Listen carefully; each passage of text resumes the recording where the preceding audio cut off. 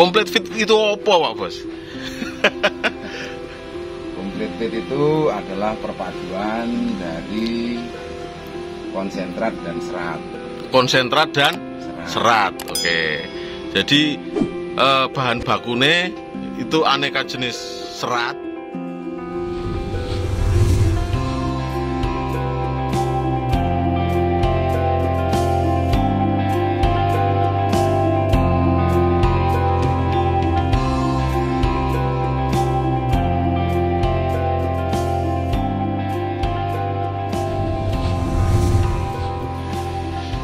Assalamualaikum warahmatullahi wabarakatuh. Salam kebajikan, Om Swastiastu untuk Namo Buddhaya, untuk teman-teman semua penonton setia channel 78 Farm Yogyakarta.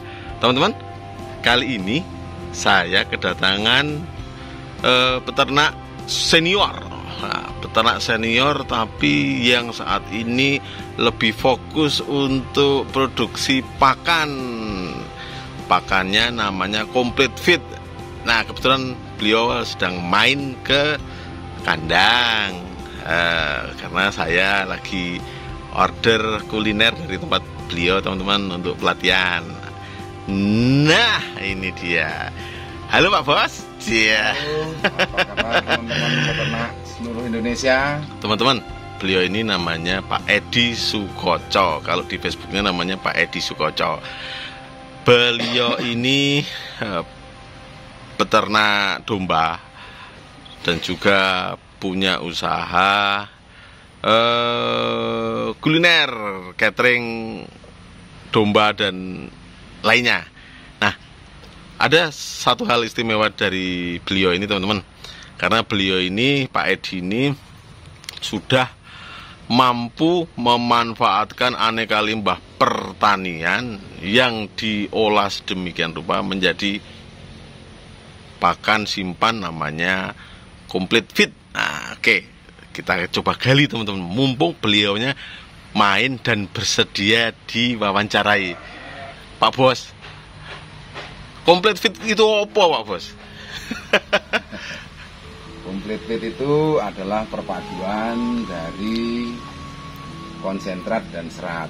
Konsentrat dan serat. Oke. Jadi bahan bakune itu aneka jenis serat, ya, dan dicampur dengan aneka limbah pertanian, termasuk berbagai hal. Iku ya Pak? Ya, macam-macam. Jadi serat itu bisa kita manfaatkan seperti di 78 itu kan nanam hijauan, pacong, mami, terus odot dan indigo vera, itu udah masuk ke sumber serat. Untuk kita membuat Complete Fit, yaitu dari aneka tadi bisa kita tambah dari limbah-limbah pertanian di sekitar kita. Contoh rumput-rumputan itu kan termasuk gulma di pertanian. Itu masuk serat KB ya Pak? Ya, itu yang kita omongin serat ya. Serat ya. Adalah sedikit mungkin bisa jerami padi, tapi sedikit aja ya. Sedikit aja ya. Boleh tapi sedikit aja. Ya, syukur-syukur singgangnya ya Pak. Kalau singgang itu bisa agak banyak. Karena ada bulir-bulir padinya ya Pak. Nah, karena dia masih muda. Masih muda, seger. Seger, proteinnya juga tinggi. Okay. Kalau yang udah tua, seperti kita ini yang udah tua itu energinya udah rendah. Jadi proteinnya sama seperti di tumbuh-tumbuhan, itu pasti proteinnya sudah rendah juga. Oke. Jadi aneka jenis hijauan tadi dicampur berbagai limbah pertanian dan industri rumah tangga ya Pak? Ya, betul. Misalnya apa Pak? Nah, untuk kayak bekatul gitu bisa ya Pak? Bahan yang dinamakan, kita sebut bahan tadi kan kita ngomongin unsur serat. Serat, oke. Okay. Sekarang kita ngomongin unsur untuk pembuatan konsentrat.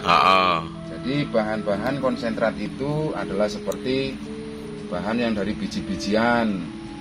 Nah, itu disebutkan konsentrat. Misalnya apa Pak? Misalnya katul padi itu bahan konsentrat.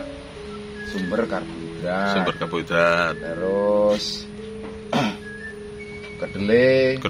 Nah, itu sumber berbagai limbah-limbahnya juga ya, Pak. Nah, kedelai jeraminya itu masuk ke sumber serat. Kedelainya sebagai sumber konsentrat. Ya, oke. Jadi renteng kedelainya, renteng kacang hijau itu masuk serat.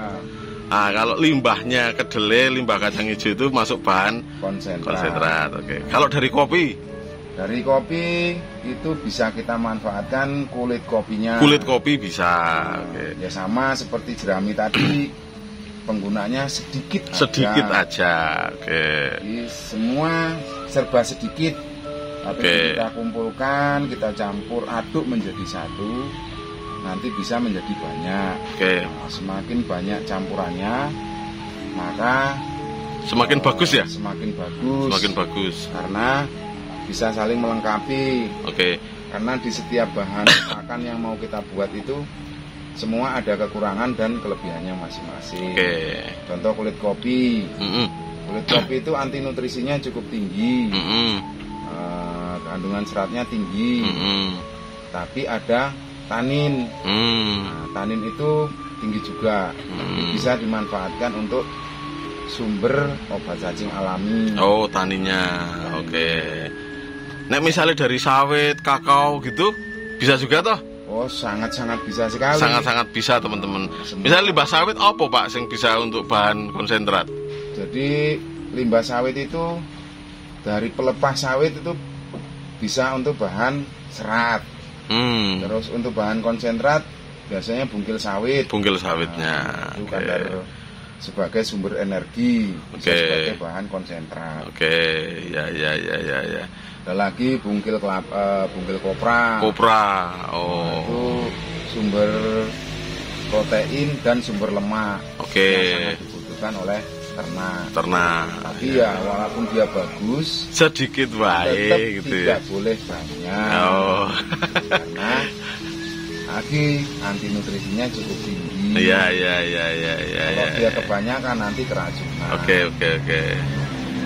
Jadi intinya gabungin antara serat dan bahan-bahan konsentrat dioplos jadi satu ya, Pak.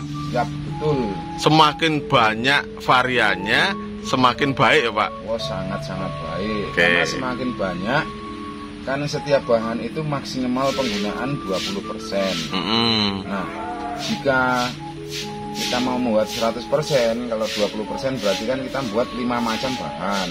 Tapi begitu kita membuat dari lebih banyak macam lagi bahan, berarti kita akan hanya menggunakan 10%. Berarti kualitasnya akan semakin baik. Siap. Misalnya limbah singkong bisa ya, Pak? Oh, sangat-sangat bisa sekali. Limbah singkong, limbah pisang, orang bikin keripik pisang gitu bisa ya, Pak? Ya, bisa. Limbah apel, untuk saya yang di produk saya jual itu limbah okra. Edamame. Sama edamame itu juga bisa buat campuran. Lah terus nek wis serat sama berbagai bahan itu tadi terkumpul, nyampure piye, Pak?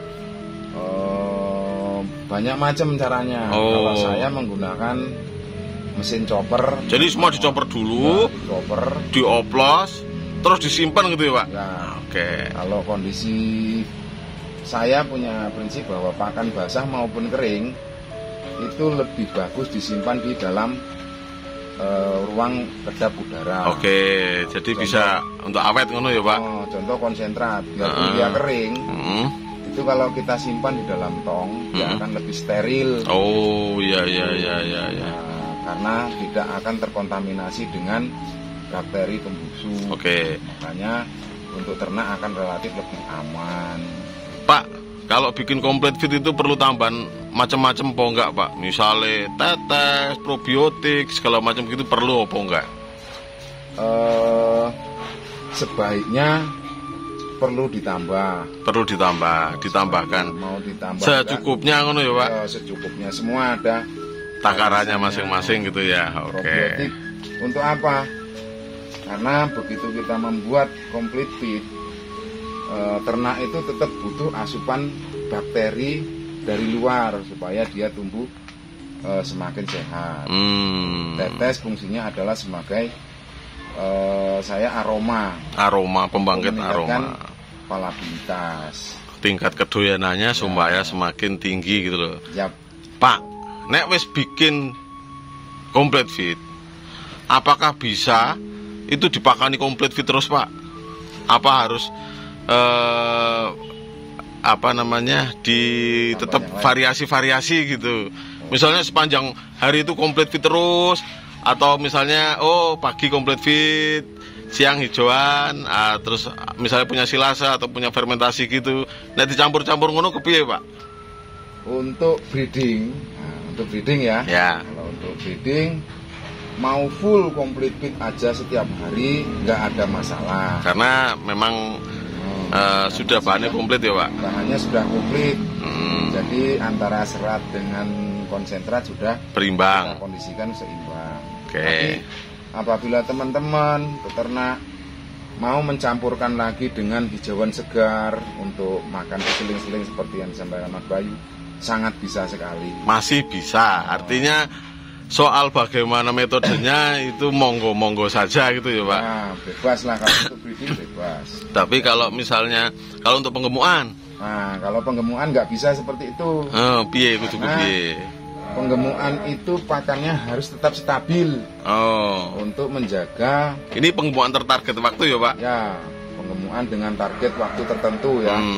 Itu complete fitnya antara konsentrat dengan serat itu sudah diukur sedemikian rupa dengan target kenaikan bobot gitu berapa gitu ya, Pak? Ya. Oke. Jadi pemberian pakannya harus stabil seperti itu terus. Oke. Apabila nanti ditambah rumput, maka akhirnya komposisi konsentrat akan berkurang. Nah, kerugiannya targetnya tidak akan tercapai. Karena yang membuat gemuk itu bukan serat, tapi konsentrat. Ya. Oke. Tapi nek penggemukannya tidak tertarget waktu, monggo-monggo saja gitu ya. Nah, namanya itu kan breeding ya. Masing-masing ada ininya ya, ada metodenya untuk tujuan masing-masing gitu ya, Pak. Contoh saya mau penggemukan tapi santai. Santai gitu. Oke, teman-teman, ini cerita singkat dari Pak Edi yang para peternak yang mengolah complete fit. Nah, ini ada satu ini lagi teman-teman, satu pesan dari Pak Edi lagi untuk teman-teman semua supaya teman-teman semakin termotivasi untuk ternak kambing. Pak, bagaimana Pak? Nek limbah-limbah itu tadi, Pak. Untuk teman-teman peternak untuk membuat pakan complete fit itu, kalau saran saya adalah 60% itu manfaatkan limbah pertanian atau tanaman apa aja yang ada di sekitar kita. Jadi di sekitar kandang kita, di kampung kita itu sangat-sangat baik sekali.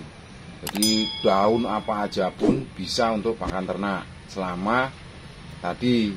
Jadi sedikit-sedikit, yang penting banyak variannya itu aja. Supaya apa? Bisa menekan kos biaya pakan ya, Pak. Oke, gitu aja dari saya, Edi Sukoco. Semoga semakin sukses jadi peternak. Oke, Pak Edi, matur nuwun sekali atas motivasi dan informasinya. Semoga teman-teman peternak di seluruh Indonesia yang nonton video ini semakin bisa memanfaatkan limbah pertanian, limbah yang tidak ada nilai dan selama ini bahkan hanya dianggap sampah, itu bisa diolah menjadi pakan yang berkualitas ya, Pak. Ya, betul sekali. Oke, teman-teman, terima kasih sudah menyaksikan video kami. Bagi yang belum subscribe, silahkan subscribe. Yang sudah subscribe, saya doakan rezekinya lancar, hidupnya bahagia selalu. Terima kasih teman-teman.